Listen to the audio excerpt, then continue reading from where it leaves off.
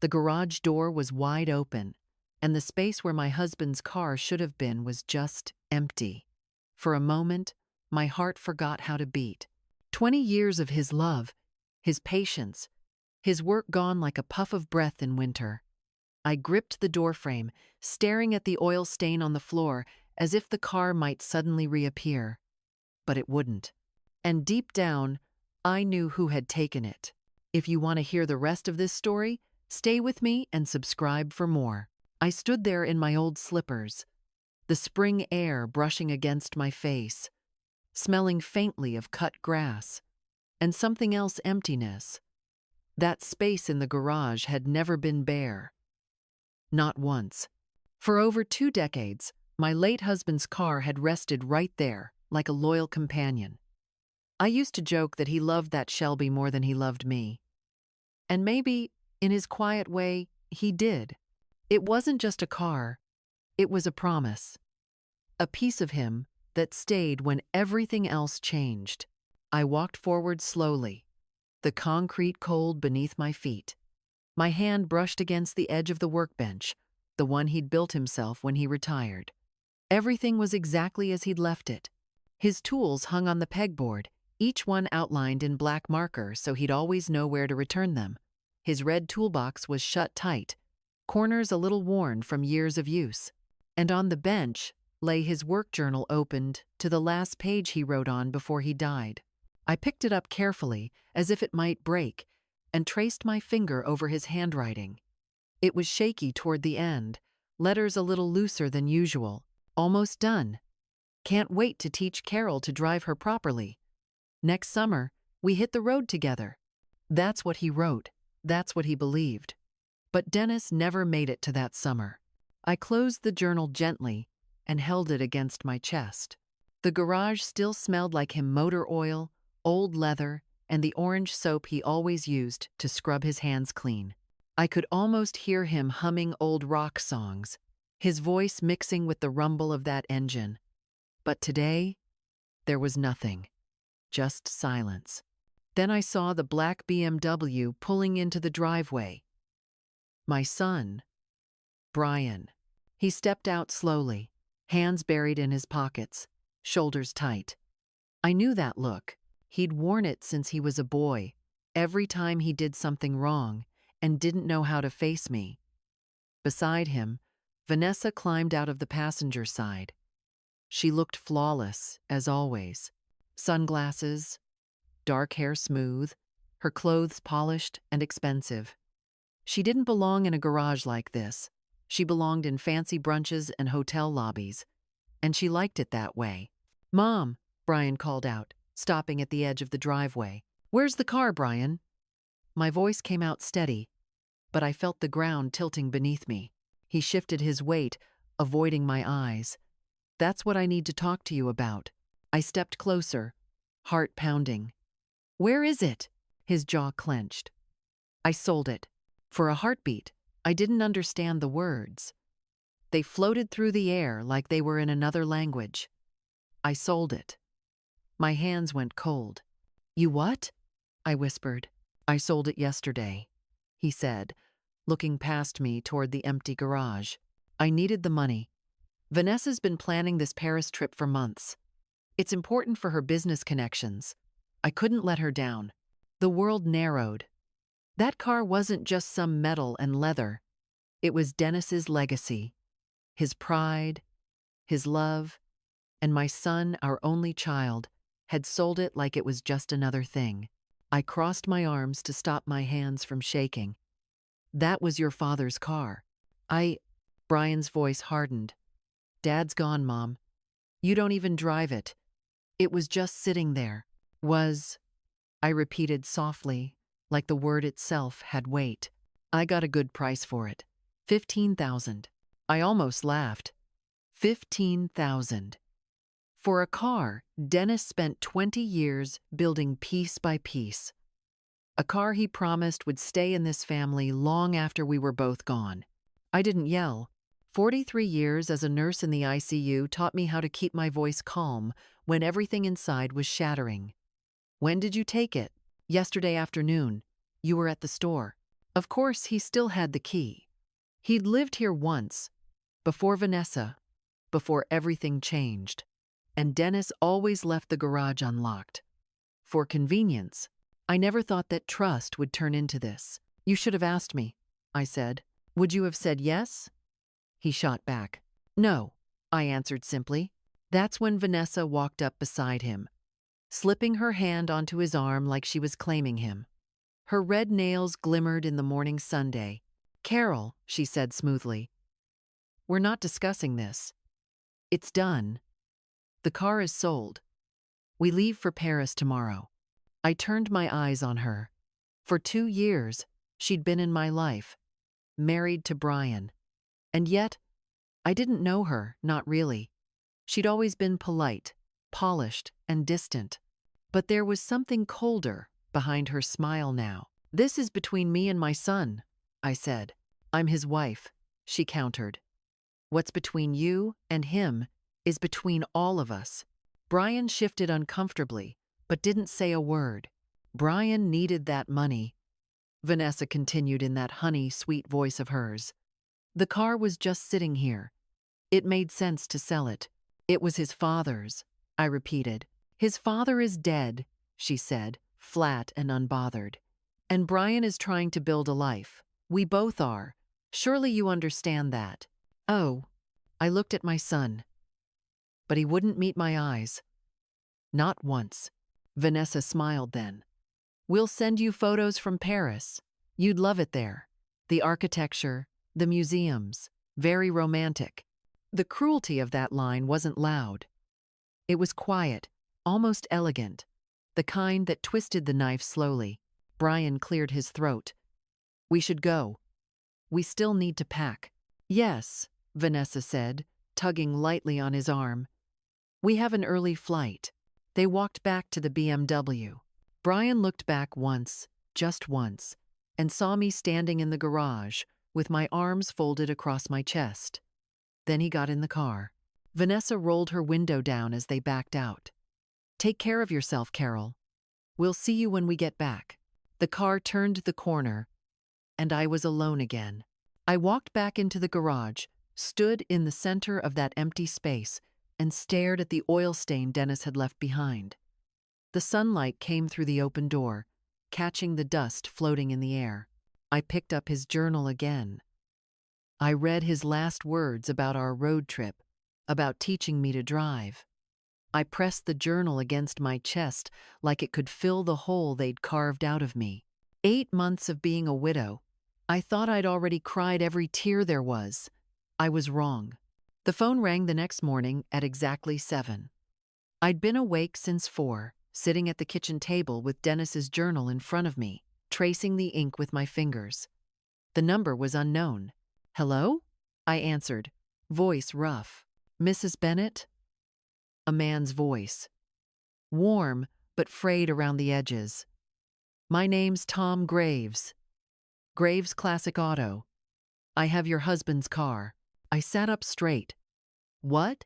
The Shelby. Your son brought it in Wednesday. I need you to come down here. There's something Dennis wanted you to know. My mind scrambled to make sense of it. I don't understand. I was Dennis's friend, a good friend. I should have spoken to you at the funeral, but I didn't have the courage. Please, Mrs. Bennett, can you come?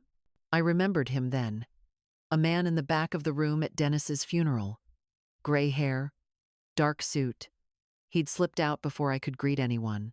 I'll be there in 30 minutes, I said. I hung up the phone and went to my room. Jeans, sweater, keys, purse. I drove across town with both hands gripping the steering wheel like it might disappear if I let go. The hospital I'd worked at for 40 years was already buzzing with life when I passed it. Morning traffic light. My heart anything but. Graves Classic Auto sat at the end of a long industrial street. A clean building with a yard full of gleaming vintage cars behind a fence. A man waited outside the entrance, gray hair, jeans, button-down shirt. He straightened when he saw me. Mrs. Bennett, he said, stepping forward. I'm Tom Graves. I shook his hand. It was warm, but trembling. Your husband saved my life 25 years ago, he said quietly. No bank would give me a loan to start this place. Dennis co-signed for me. He believed in me when no one else did. I paid him back, every cent, but I never forgot. I swallowed hard. Dennis never told me any of this. Tom blinked back emotion. When your son walked in here with that Shelby, I recognized it instantly.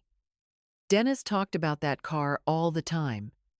He was so proud of it. Your son had no idea what he was holding in his hands. What do you mean? I asked. Tom met my eyes. He sold it to me for $15,000, but that car, Dennis's car, is worth around $180,000. The world tilted again. $180,000. Tom sighed. I bought it to keep it out of someone else's hands. But Dennis made me promise something years ago.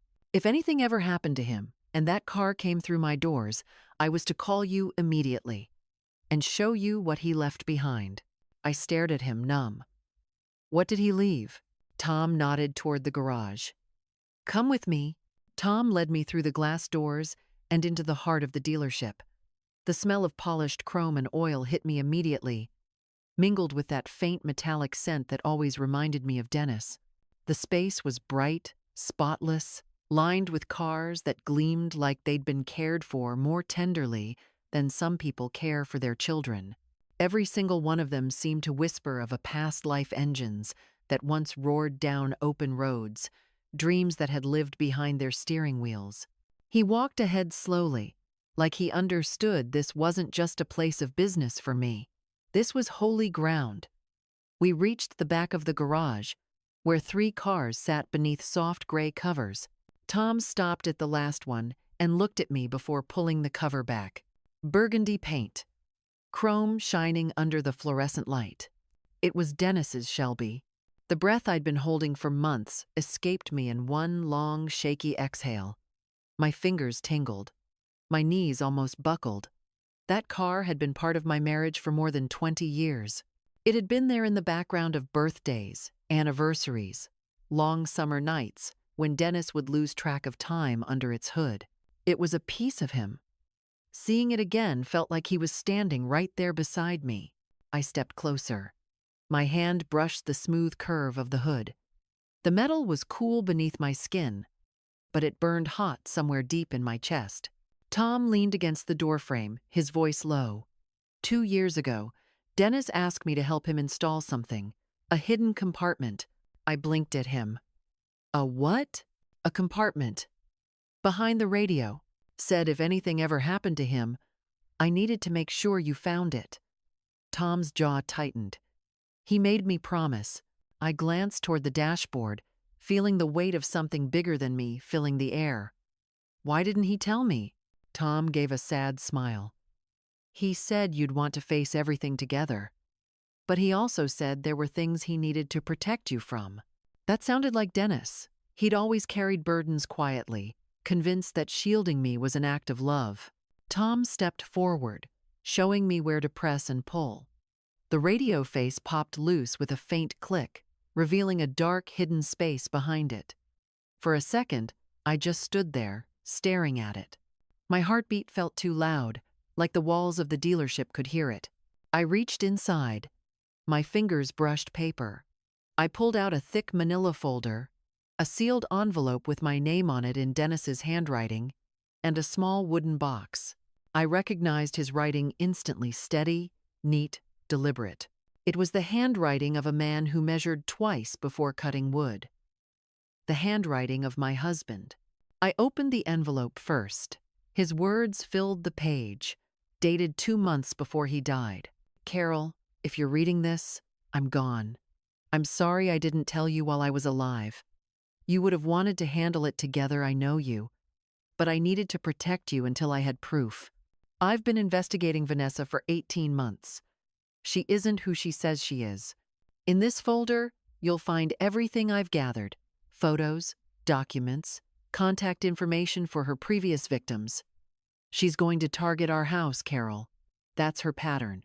She'll convince Brian you're declining, that the house should be sold. Then she'll disappear with the money. The key in this box is for our safe deposit box. I made sure you'd be okay. Tom knows to call you. Trust him. Protect yourself. Protect our son. He's a victim too. I love you, Dennis. The room blurred around me as the tears came. Not soft tears. These were the kind that gutted you from the inside. Dennis had known. He'd known about Vanessa all along. He'd been fighting this battle quietly, trying to keep us safe. Even in death, he was still protecting me. Tom gave me space. He didn't speak, just stood a few feet away like a sentry, letting me read. When I opened the folder, a storm of truth poured out. Photos of Vanessa with different men, smiling like she'd smiled at Brian. Marriage certificates, one in Phoenix, another in Tampa. Clippings from newspapers, fraud, missing funds, elderly parents left destitute. And Dennis's handwriting on every page. Precise notes, dates, observations. He'd built a case, piece by piece, like he was rebuilding an engine. My hands trembled as I turned each page. Vanessa. No. Whoever she really was had a pattern. She found men like Brian, men with aging parents, men with assets. She slipped into their lives like honey, warm and sweet, and then she devoured everything. Tom's voice was quiet. Dennis came to me when he started digging, said he didn't want to tell you until he had more than suspicions. He thought Brian wouldn't believe him. I closed my eyes. I could hear Dennis saying it. He loves her too much. He won't listen to me unless I have proof. He'd been right.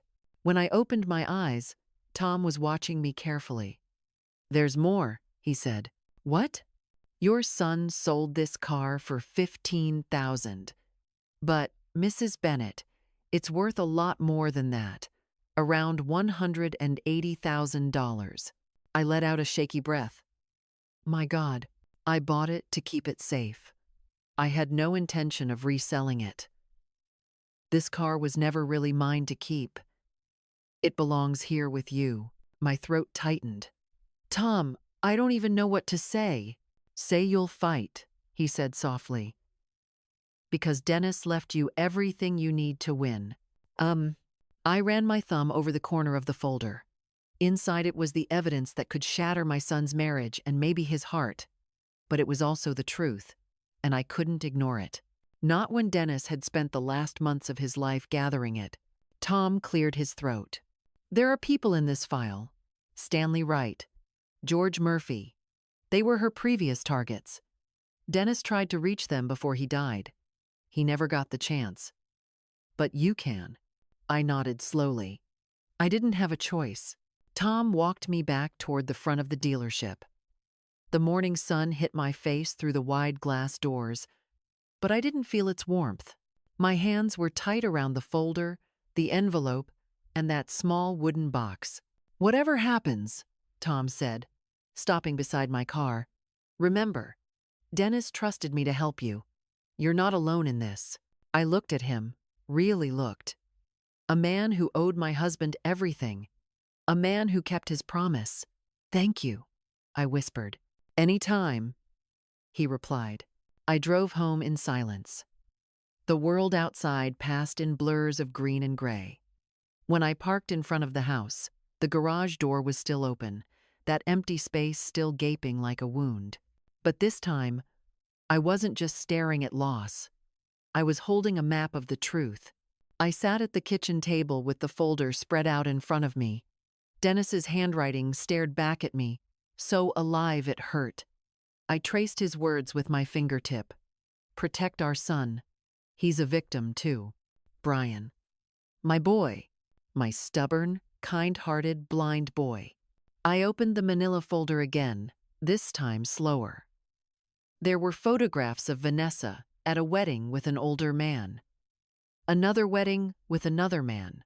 Copies of marriage certificates with the name Vanessa Cortland, but different grooms.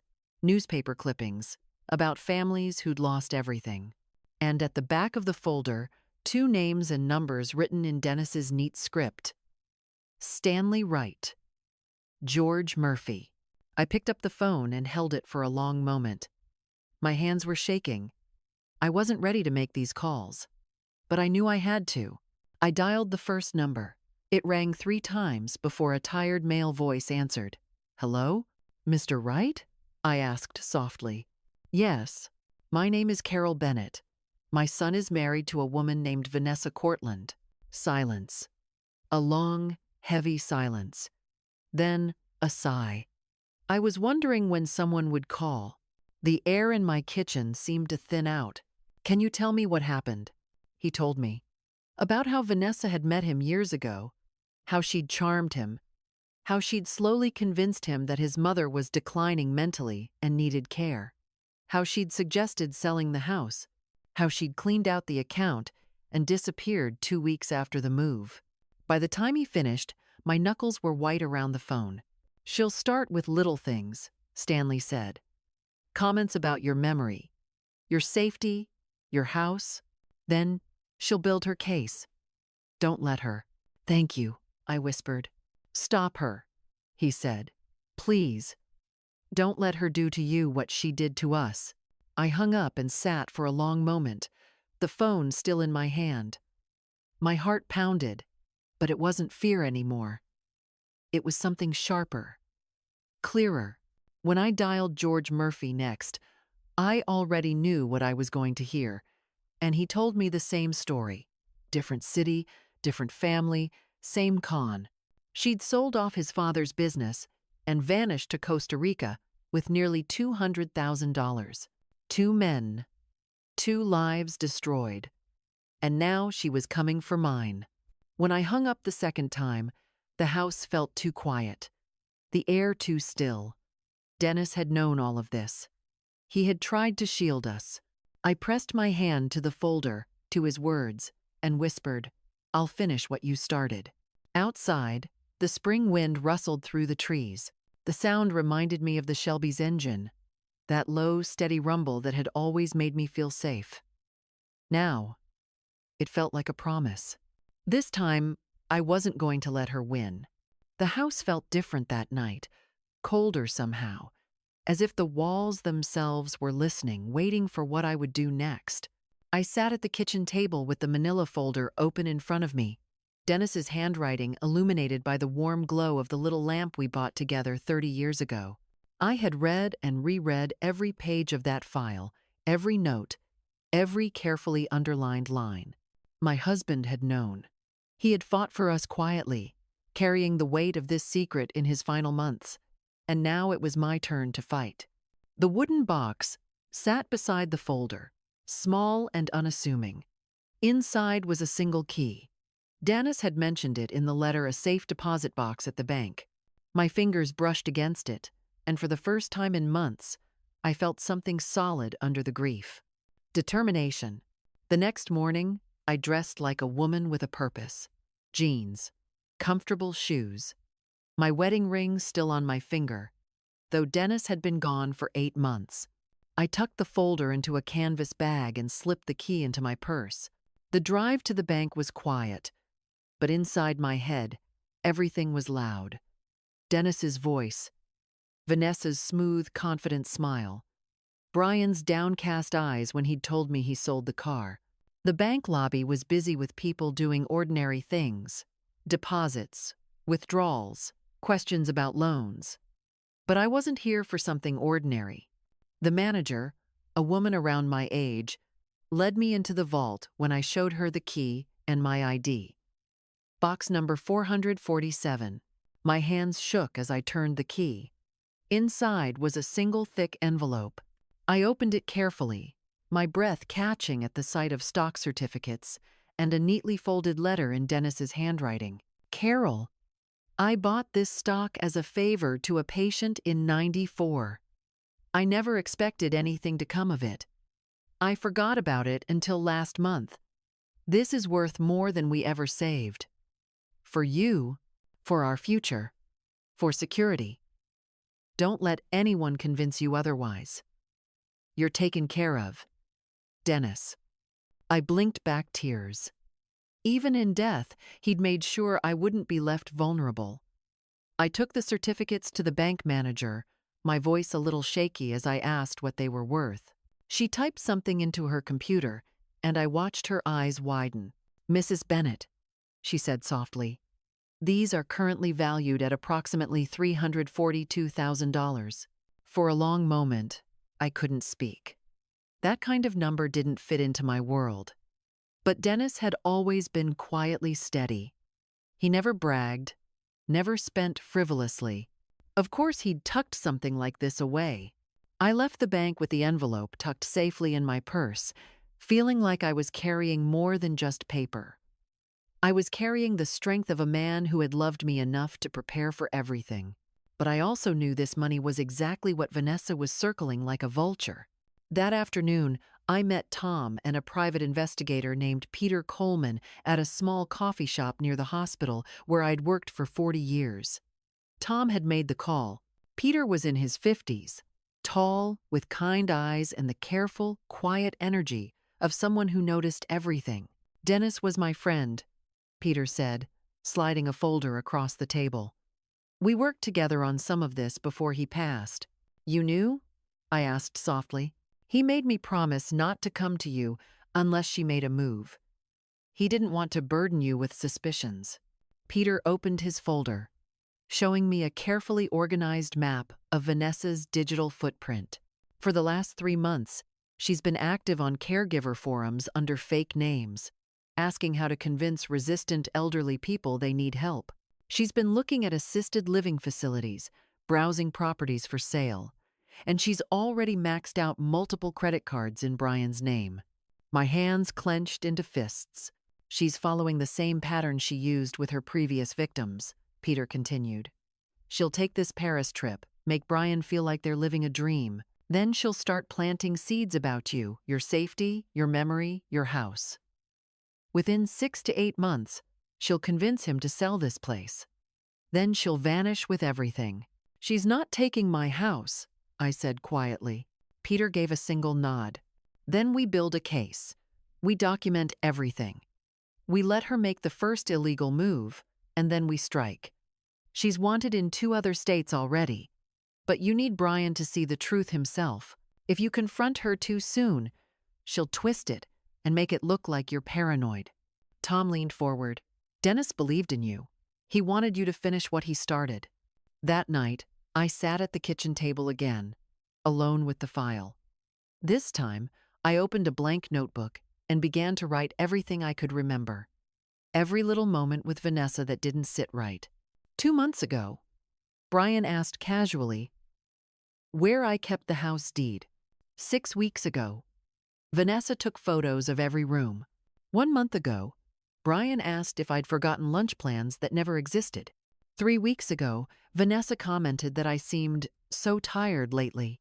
2 weeks ago, I found a senior living brochure in her purse when she left it on the counter. Piece by piece, the pattern formed. It had always been there, but I hadn't wanted to see it. When they returned from Paris, I was ready. They pulled into the driveway on a Tuesday afternoon. The BMW door opened, and Vanessa stepped out in designer clothes I'd never seen before. Brian looked sunburned, tired, and distracted. I forced a warm smile as they walked up to the house. I had made pot roast, Dennis's favorite. And Brian's, too. It wasn't just dinner. It was a weapon made of memories. We sat at the same kitchen table where I'd raised my son, where Dennis used to sit, sipping coffee on quiet mornings. Vanessa talked about Paris nonstop. The hotels, the meals, the views. She spoke like someone rehearsing a performance, every detail meant to shine. "It was wonderful," she said, glancing at Brian with a soft smile. "But it made me realize how much we're missing out on here. Brian works so hard, and we have so little to show for it." She looked directly at me when she said it. I kept my face calm, neutral. Then she leaned forward, her voice honey-sweet. "Carol, don't you think this house is too big for one person? Have you ever thought about downsizing? Maybe something a little more manageable?" And there it was, the the first real move. I'm managing just fine, I said evenly. Vanessa's smile didn't falter. Of course, we just worry about you. The stairs, the yard. It's a lot for someone your age. Brian nodded weakly. We worry about you being here alone, Mom. My heart clenched. He said we. After dinner, Vanessa excused herself to use the bathroom. 10 minutes passed. I found her upstairs, standing near Dennis's old office. The bathroom door was downstairs. Always had been. Oh, she said with a soft laugh when she saw me. I must have gotten turned around. This house has so many rooms. Her laugh was too light, too careful. I didn't say a word, just led her back down the stairs. The next morning, I called Brian. I need to talk to you, I said. Just you. About something your father left behind. Silence.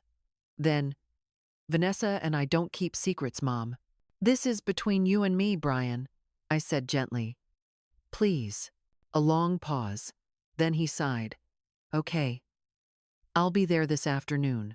When he arrived, I already had the investigation file on the kitchen table. He sat down across from me, arms crossed, defensive before I'd even opened my mouth. If this is about the car again, it's not, I interrupted. This is about your father and about Vanessa. I handed him Dennis's letter, watched his face pale as he read the words. Dad was investigating her, he said finally. His voice cracked between disbelief and anger. Yes, I said softly. For 18 months, Brian stood abruptly, pushing the chair back. This is insane. He never liked her. He was paranoid. This is ridiculous. Then prove me wrong, I said, sliding the paper with the names and numbers of Stanley Wright and George Murphy across the table. Call them. He stared at the paper like it was a live wire. They're not strangers, Brian, I said. They were married to her before you. She ruined their lives. Brian's hands clenched. He stood there, shaking his head, then stormed toward the door. Brian, please, I said softly. He turned, his eyes wet. Why can't you just let me be happy? My voice broke. Because your father died trying to protect you. He didn't answer. Just slammed the door behind him. I stood there alone, with the folder still on the table, and Dennis's words echoing in my head. Protect our son. He's a victim too.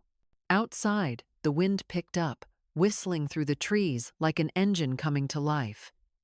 I held on to the edge of the table. I didn't know what Brian would do, whether he'd call those numbers or run straight to Vanessa.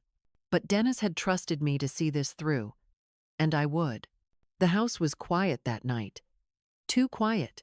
Not the warm silence of an evening shared with someone you love, but the hollow kind that settles when something is about to crack wide open. I sat in the living room with the lamp on low, staring at Dennis's investigation folder on the coffee table. The edges of the papers were soft now from being turned over so many times. His handwriting looked alive under the light, steady and careful, like he was still sitting across from me. Brian hadn't called. Hours had passed since he stormed out. Every sound outside made my heart jerk. A car passing, a dog barking down the street, the ticking of the old clock on the wall steady, relentless. I'd spent my entire life protecting other people. First my patients, then Brian. And for the first time, I had to accept something bitter and hard to swallow. I couldn't protect him from the truth. He had to see it himself. The phone rang at midnight. Brian's name lit up the screen. My breath caught. Brian?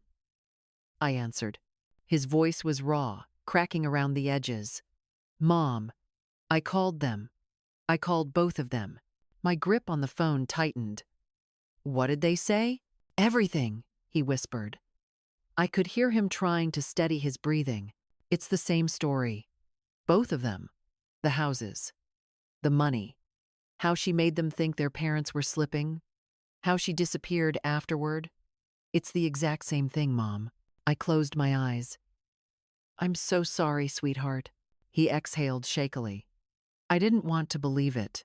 I kept telling myself this was some mistake. But when I got home tonight, I just I started asking her questions. What kind of questions? Basic ones, he said. About where she grew up, her family, her past. Just small things. But the answers were different. Completely different from everything she's told me before. It was like a switch flipped. Her face changed. Like she dropped the mask. A cold shiver ran through me. She told me the credit cards in my name were business investments. His voice broke on the last word. I asked what business. She wouldn't tell me. Said I wouldn't understand. When I pushed her, she packed a bag. She's gone, Mom. She just walked out. I stood slowly, the phone pressed to my ear. Where is she now? I don't know. She turned off her phone. She said I was weak, that I'm just like everyone else. She said I ruined everything. Brian, I whispered, listen to me. You didn't ruin anything. She did. There was silence. Then a sharp breath. I should have listened to Dad. I should have listened to you. Don't do that to yourself, I said softly. We're not going to lose to her. Not now. After we hung up, I immediately called Peter Coleman. He answered on the first ring. She's moving, he said before I could even speak. His voice was brisk, all business. Your son just called me too. We've been tracking her credit cards. She's at the airport, Marriott. She's made multiple cash withdrawals in the last few hours. About 12,000 total. She just booked a one-way flight to Mexico City. My blood went cold. She's running. Yes. But the good news is we have a case. Her identity is fake. We've confirmed she's wanted in 2 other states. If Brian gives a formal statement about the forged credit cards, we can have her arrested before she boards that flight. I didn't hesitate. Tell us where to meet you. It was 3 in the morning when Brian showed up at my door. His eyes were red, his face pale. He looked like he'd aged 10 years overnight. In his hands, he carried nothing. No bag, no coat. Just himself, exhausted and broken. Peter pulled up a few minutes later, sharp in a dark jacket, a folder tucked under his arm. We sat at my kitchen table, the same table where Brian used to do his homework, where Dennis and I had celebrated birthdays, where life had felt so safe once upon a time. Peter laid everything out. Vanessa is leaving on a 6 a.m. flight. Police are coordinating with airport security. There are active warrants under her real name, Linda Marsh. But we need Brian's statement about the fraud to bring her in. Are you ready to do that? Brian swallowed hard. Yeah, he said finally. His voice was quiet, but there was steel in it. This will get public, Peter warned. There will be hearings, testimony. She's good at twisting stories. But the truth is on your side. Brian nodded, jaw tight. Let's finish what Dad started. We drove through the still sleeping city in Peter's car. The streets were empty, the world wrapped in darkness except for the occasional glow of streetlights. Brian sat in the back seat, staring out the window like he was trying to piece his life back together, one broken shard at a time. I reached back and took his hand. He squeezed it tightly. The airport buzzed with quiet early morning activity when we arrived. Business travelers with rolling suitcases. The smell of burnt coffee. That strange, almost artificial light that makes everything feel surreal. We waited near the security checkpoint with 2 plainclothes detectives. Peter stood a little ahead, speaking softly into a radio. Brian's hand didn't let go of mine. At 5:30, she appeared. Vanessa. She walked through the terminal with 2 large suitcases, a designer coat, and sunglasses perched on her perfect face despite the hour. She looked like someone on her way to a luxury vacation, not a woman whose web of lies was about to unravel. She moved with that same calm confidence that used to charm everyone, including my son, but this time I saw the cracks beneath the polish. The detective stepped forward just as she approached the security line. "Ma'am, we need to speak with you," one of them said. She turned slowly. Her smile froze for the briefest moment, then returned like it had been painted on. "Is there a problem, officers?" The detective held up his badge. "We have a warrant for your arrest, Linda Marsh." Vanessa's smile faltered. "I don't know who that is. My name is Vanessa Bennett." "Ma'am," the second detective said firmly, "please step aside." She glanced over her shoulder, saw the exits blocked, saw them, saw us, and then she ran. She dropped her suitcases, kicked off her heels, and bolted across the terminal in her stockings. But security was ready. 2 officers tackled her near the departure board, taking her down hard. She screamed, kicked, thrashed, but it was useless. Travelers stopped to watch. Some raised their phones. They cuffed her on the floor as she kept shouting, "Get off me! I haven't done anything!" A detective opened her luggage. Inside the first suitcase were clothes and toiletries. Inside the second were stacks of cash bound with rubber bands, a fake passport under the name Linda Brennan, and a portable hard drive. Then Vanessa looked up, saw Brian standing about 30 feet away, saw me beside him. Her face twisted into something I had never seen before. Pure rage. "You," she hissed. She lunged, the officers holding her back. "You did this." Brian flinched, but didn't move. She laughed then, wild and sharp. "You're pathetic, weak, stupid, just like the others. You think someone like me ever loved you?" I stepped forward, not much, just enough to stand between them. Her fury turned to me. "You interfering old woman." This was mine. My score. 3 years I spent on this. "You should have just died already." The words echoed through the terminal. But I didn't give her the satisfaction of a reaction. I just stood there, steady as stone. Dennis had taught me that kind of quiet strength. She couldn't touch me anymore. The officers dragged her away, still screaming, her voice fading as she disappeared through the security doors. For a long moment, no one said anything. The airport noise returned like a wave. People moved on. Flights departed. Life went on. Brian finally whispered, "She never loved me." I turned to him. His face was pale, but his eyes were clearer than I'd seen them in years. "No," I said softly. "She didn't. But that was never your fault." His shoulders slumped as he exhaled, and I realized that in that moment, the boy I'd raised was still in there. Hurt, betrayed, but still mine. Peter approached us. "They'll hold her. The prosecutor's already been notified. She's not going anywhere." I nodded, my heart pounding. "Thank you." He gave me a tired smile. "Your husband built the foundation. You finished the job." As we walked out of the terminal into the pale pink of early morning, the sun was just starting to rise. I could feel it on my face, a quiet kind of warmth. For the first time in a long time, the air didn't feel heavy. It felt like something had been lifted. Brian drove home with me, silent for most of the ride. When we pulled into the driveway, the garage door was still closed, but I could see the faint oil stain on the concrete through the window.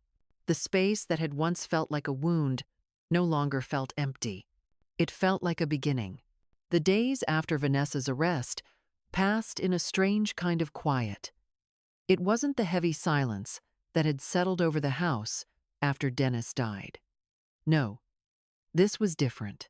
This was the kind of silence that comes after a storm finally tears itself out and the world stands still, holding its breath. Brian moved back into the house temporarily, saying it was just until things calmed down. But I could feel something shifting in him already. The hard edges of shame and guilt were still there, but they were softening, melting into something more fragile, understanding, maybe, or healing. The Shelby sat in the garage again. Tom had brought it home 2 days after the airport. When I stepped into that space and saw the burgundy paint under the morning light, my knees almost gave out. The smell of old leather and gasoline wrapped around me like a hug I didn't know I'd needed. Brian had been the one to open the garage door for me that morning. He didn't say much, just watched me with wet eyes. "I'm sorry," he whispered, voice barely there. I turned to him. For a moment, he wasn't a grown man. He was that little boy who used to run to Dennis with a skinned knee, searching for comfort. "You're my son," I said softly. "You don't have to earn forgiveness. You already have it." His face crumpled, and he wrapped his arms around me. It was the first time he'd hugged me like that since Dennis's funeral. That hug didn't erase everything, but it started to stitch the torn fabric back together. Over the next week, I met with the police, prosecutors, and Peter to give my statement. The fraud charges against Vanessa Linda were strong. There were multiple warrants, and other victims had already started to come forward after her arrest made the local news. Peter said she wouldn't be walking free for a long, long time. Brian spent most of his days helping me around the house, quietly trying to rebuild trust without saying it out loud. I let him. Healing isn't made of grand gestures. It's built slowly, in small, ordinary moments. One morning, I found him sitting in Dennis's old office, staring at the photos on the wall. There was one of Dennis and Brian when Brian was 10, both of them covered in grease, grinning beside the Shelby after their first father-son oil change. I watched Brian run his thumb over the frame like he was trying to hold on to something that had always been there but he'd forgotten. "Dad would have been so disappointed in me," he said quietly, not looking at me. I stepped into the room, my hands tucked into my sweater sleeves. "No," I said softly. "He would have been heartbroken at what she did. But disappointed in you? Never." He looked at me then, eyes red. "I sold his car, Mom. For her, I didn't even think twice. How could I have been so blind?" "Because you loved her," I said gently. "Because she was good at lying. Because you're human." He let out a long breath, shoulders sagging. "I feel like such a fool." I walked over and touched his cheek the way I used to when he was a boy. "Fools don't face the truth, Brian. But you did. That's what your father would have been proud of." For a long moment, neither of us said anything. The house creaked softly in the wind. Outside, spring was blooming, but inside, something else was quietly taking root. A few days later, Tom stopped by with coffee and one of those donuts he knew I liked. He leaned against the kitchen counter, watching the sunlight slide across the floor. "You know," he said, "Dennis used to talk about how he wanted to take you on one last road trip in that car. Said he'd drive and you'd just sit there, letting the wind do all the talking." My throat tightened. "He told you that?" Tom nodded, his eyes soft. "He even mapped it out. Route 66. He said it wasn't about the road, it was about the time, the quiet. He wanted to give you one last adventure." I looked toward the garage, where the Shelby sat like a silent witness to everything. The idea of that road trip wrapped around my heart like something warm. Dennis might not be here anymore, but his dreams still were. That night, after Brian had gone to bed, I walked into the garage alone. The cool air hit my skin, and I ran my fingers along the Shelby's hood. It still had that faint smell of him. "Dennis," I whispered, "we're okay. He's okay." I climbed into the driver's seat for the first time since he'd passed. The leather creaked under me. I turned the key, and the engine roared to life, a low, steady growl that felt like a heartbeat. For a moment, I closed my eyes and imagined Dennis in the passenger seat, laughing that big, warm laugh that used to fill this space. The next morning, I told Brian, "I'm going to take the trip," I said over breakfast. He looked up, startled. "What trip?" "Route 66, I said simply. "Your dad's trip. The one he planned for us." His mouth opened, then closed. "Mom, that's a lot of driving." "I know," I said with a small smile. "That's the point." He stared at me for a moment, then nodded slowly. "Do you want me to come with you?" I reached across the table and took his hand. "I think this is something I need to do alone. But I want to come back to you." He squeezed my hand. "Then I'll be right here when you do." The days leading up to the trip were a flurry of small preparations. I packed a few clothes, Dennis's favorite flannel, and the letter he wrote me, the one that started this entire unraveling of lies. I slipped it into the glove compartment, right where his hand used to rest. Tom helped me tune up the Shelby, making sure it was as ready as I was.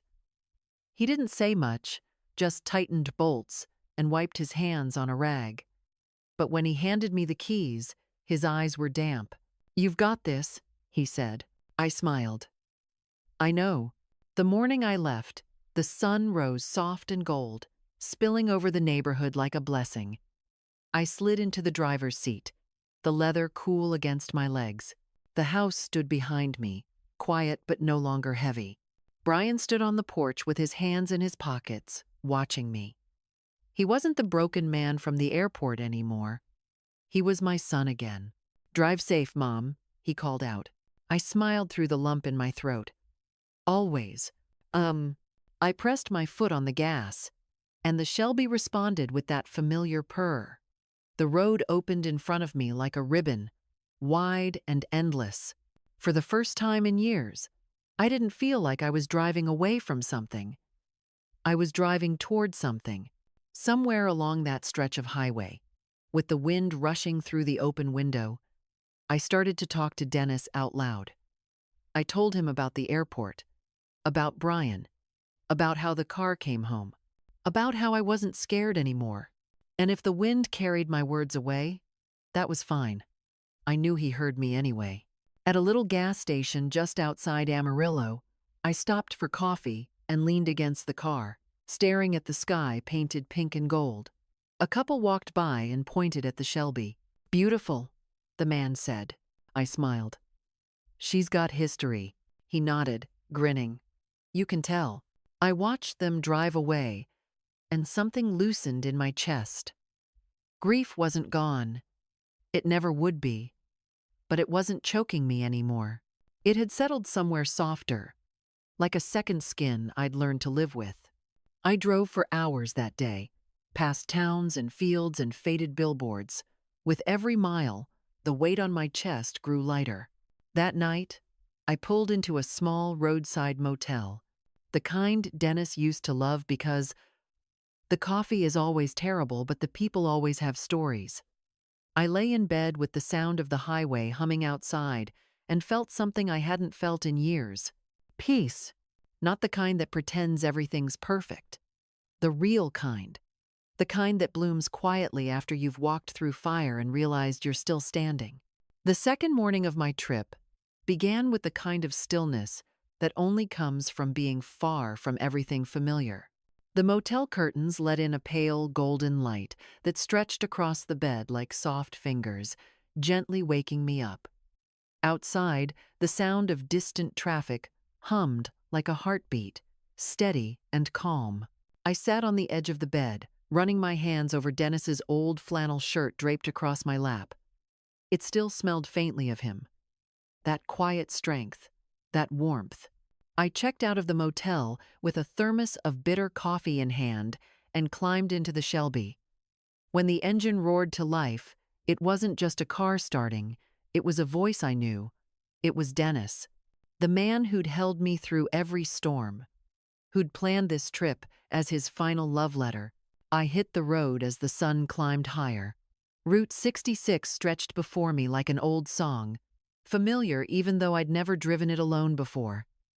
Towns flickered by each one, a tiny world with its own rhythm, a diner with chipped blue paint, a vintage gas station where the attendant's smile reminded me of the kindness of strangers Dennis always believed in.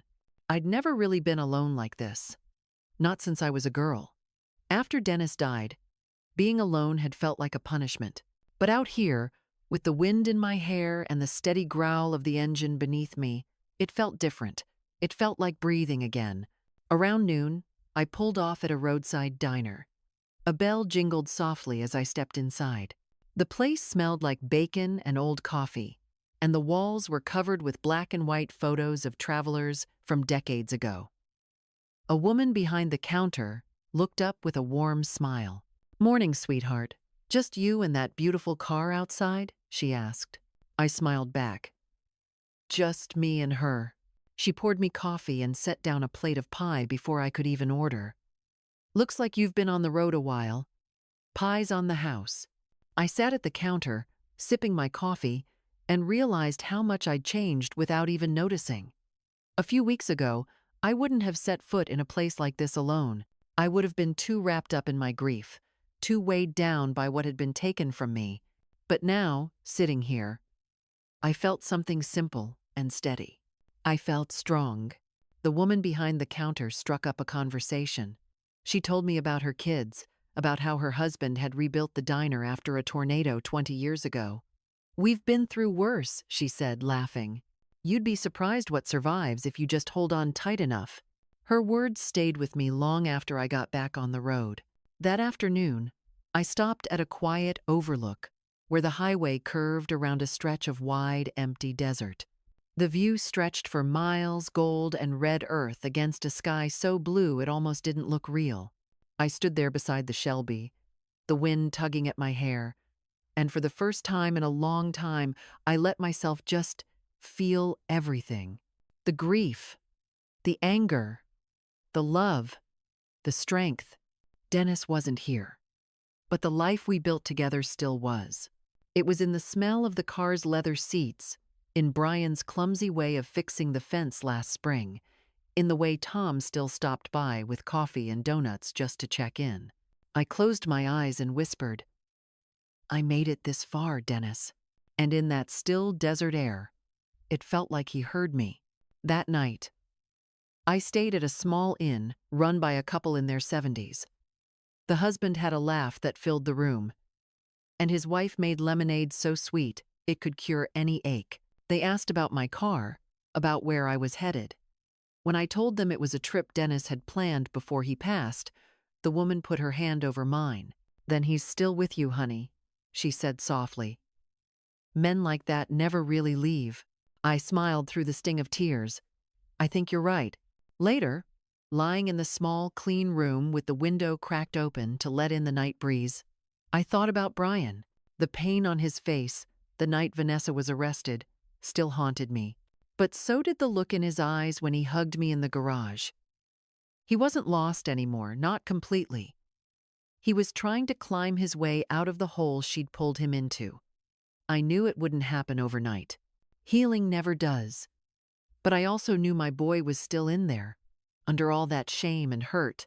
The next morning, I called him from the road. "Hey, Mom," he answered. His voice was still a little rough around the edges, but it didn't sound hollow anymore.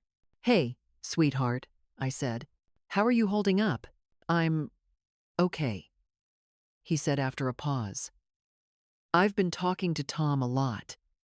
He says Dad would have kicked my butt but then hugged me right after." I laughed softly. "That sounds like him." "Mom?" His voice shifted. "When you come home, can we fix the fence together? And maybe, I don't know, work on the Shelby? I don't want to run from what I did. I want to make it right." Tears pricked my eyes, but they weren't from pain. "Yes," I said softly. "We'll fix it. Together." For a few seconds, neither of us spoke. But there was something in the silence now. Something clean, something whole. I drove for hours that day, stopped at quirky roadside attractions, walked into a gift shop that sold snow globes shaped like vintage cars, ate a grilled cheese sandwich at a place with only 3 tables, talked to strangers who didn't know my story but smiled at me anyway. Somewhere between Arizona and New Mexico, I started to laugh out loud. It wasn't forced. It wasn't broken. It was real. And when I laughed, I could almost hear Dennis laughing with me. On the 5th night of my trip, I sat on the hood of the Shelby, under a sky dusted with stars so bright they felt close enough to touch. I thought about how much had changed since the day I stood in the garage and found that car gone.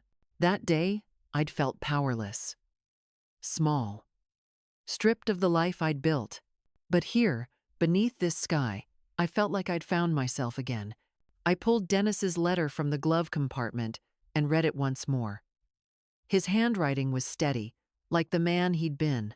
Protect our son. Trust your strength. This car was never about the engine. It was about us, about what we built together. I folded the letter carefully and held it against my heart. Dennis, I whispered, you were right. I was stronger than I thought. When I returned home a week later, the house didn't feel like a place of loss anymore. It felt like a home again. Brian was on the porch, waiting for me, hands shoved into his pockets. When I parked the Shelby, he came down the steps with a grin that looked a little like the one his father used to wear. "Welcome home, Mom," he said. I stepped out of the car, and before I could say anything, he pulled me into a hug. Not a tentative one, a real one. Solid, warm, alive. We stood there for a long time, letting everything that had been broken settle quietly into something new. Inside, the house smelled like fresh coffee. Brian had cleaned, fixed the broken hinge on the cabinet, even started working on Dennis's office, clearing out the clutter but leaving the photos right where they belonged. Later that night, as we sat at the kitchen table, I noticed something that made my chest ache in a good way. Brian was home. Not just physically. His eyes were clear. His laugh was back.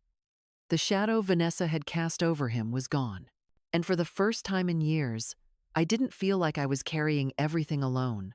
The Shelby sat in the garage like a silent witness to all of it. But it wasn't just a car anymore. It was a promise. A reminder of love that outlived betrayal. It was our story. If there's one thing I've learned through all of this, it's that life doesn't fall apart all at once. It unravels slowly. A quiet lie here. A piece of trust chipped away there.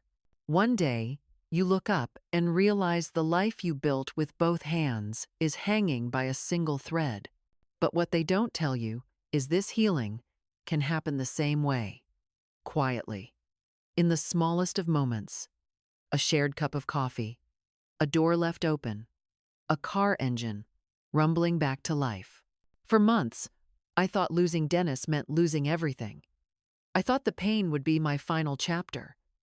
But pain, as it turns out, isn't the end. It's the forge.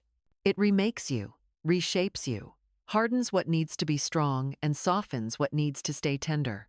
Vanessa stole a piece of my past, but she didn't take my future. I stood my ground.